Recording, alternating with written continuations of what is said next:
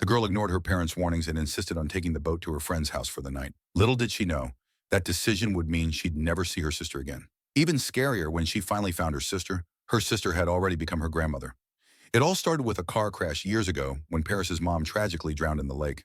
Though he survived the accident, he's been stuck in grief ever since. Everyone thinks the tragedy was caused by the mother's chronic epilepsy. Only Paris knew that his mom hadn't had an episode in years.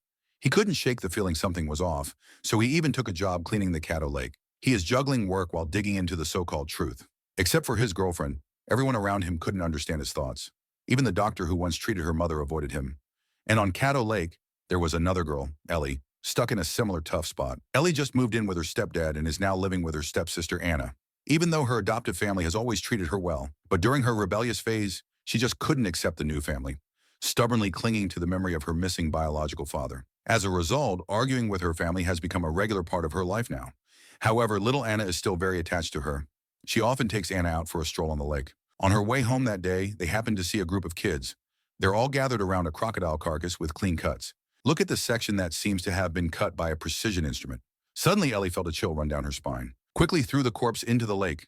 At the next family gathering, Ellie had another argument with her mom. To process the early graduation paperwork, she insisted on having her biological father's death certificate. But her mom told her to get her stepdad's signature. She stated that her adoptive father is her dad now. They got into a heated argument over it. In a fit of anger, Ellie stormed out of the house again. She was heading to her friend's place for a sleepover, but the speedboat unexpectedly broke down halfway. Right after, another explosion went off nearby, startling Paris, who had just said goodbye to his girlfriend. Neither of them realized their fates were about to intertwine at that very moment. After the noise, Ellie was shocked to spot a few wolves by the lake. That doesn't make any sense. She's never heard of wolves in Caddo Lake.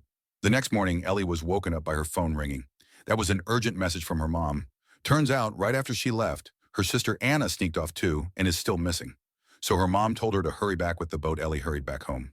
Before she could say a word, the mom was already getting annoyed. Even weirder, the boat she had just parked suddenly disappeared. And that's the first time her adoptive father has ever badmouthed her, suspecting her of deliberately obstructing the search for her sister. Meanwhile, Paris accidentally found an abandoned pipe. At the end of the pipe, there's an old oil pump linkage. He was just about to contact a colleague. The walkie-talkie went dead at the same time. He didn't think much of it and tried to go up and check. And the next moment, after a sudden ringing in his ears, he suddenly heard the wolf howl.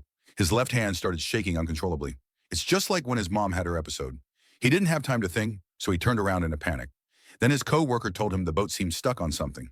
He reached in and gave it a hard pull. Just a bunch of old ropes lying around. There's also a necklace that looks oddly familiar.